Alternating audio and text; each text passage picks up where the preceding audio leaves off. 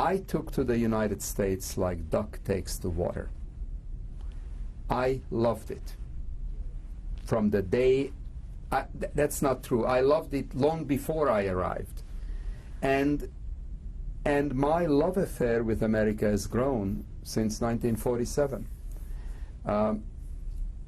Now, every morning we have a small apartment very near the Capitol, and my wife and I and our little dog walk to work.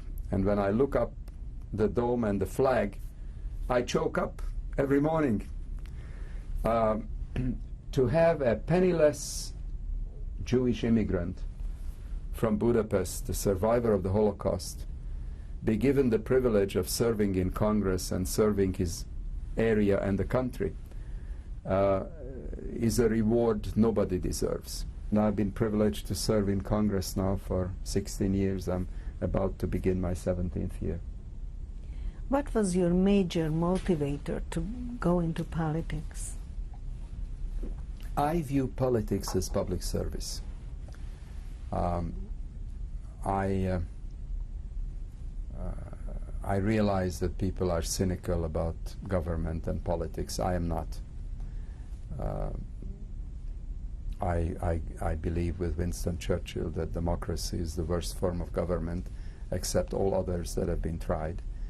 And if decent and honest people don't get into public life, somebody else will get into public life. So I am passionately committed to public life. One of my great joys was that our younger daughter's husband, who is a professional architect, was convinced by me to do this and was elected to the Congress of the United States. And one of my great joys was working with him in the Congress as a colleague. I very much hope at least some of my grandchildren will go into public service. I have 17. My wife and I got married in 1950. And I remember that I was very active as a volunteer in a congressional race in 1950 for the Democratic candidate whose name was Harold Taggart and who lost the race. And 30 years later, I won that seat. Then in 1952, I organized what we called at that time the Stevenson Sparkman Democratic Club in my town. I was its first president. I worked with Stevenson. I worked very hard with Stevenson. In 56, I worked very hard with Stevenson on his second campaign.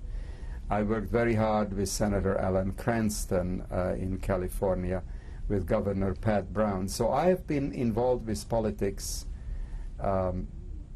certainly since the early 50s. Then when our older daughter started elementary school,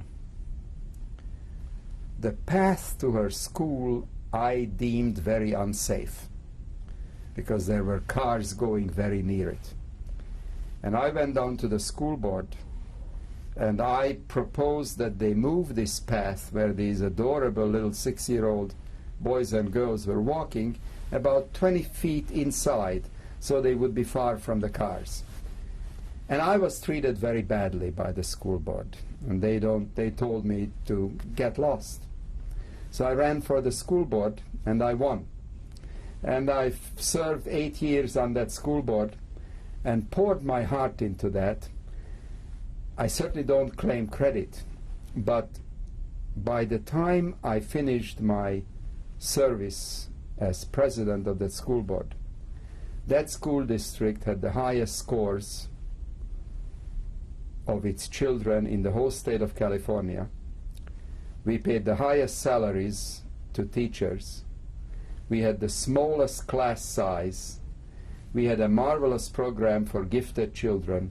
We had a marvelous program for mentally and physically retarded children.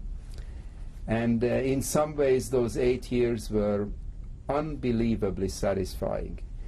And I really learned firsthand that nobody will come to you and ask you to get into public service. You throw your hat in the ring. And that's what I did. My Hungarian friends, when I was first elected to Congress, asked me, quite a few of them, how did the people in your district, and I have about 600,000 people in the district, select you with an immigrant, a Jew with an accent? And I said, nobody selected me.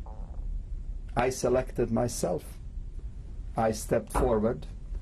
I organized my campaign. I raised the money. I ran my campaign. And I was elected.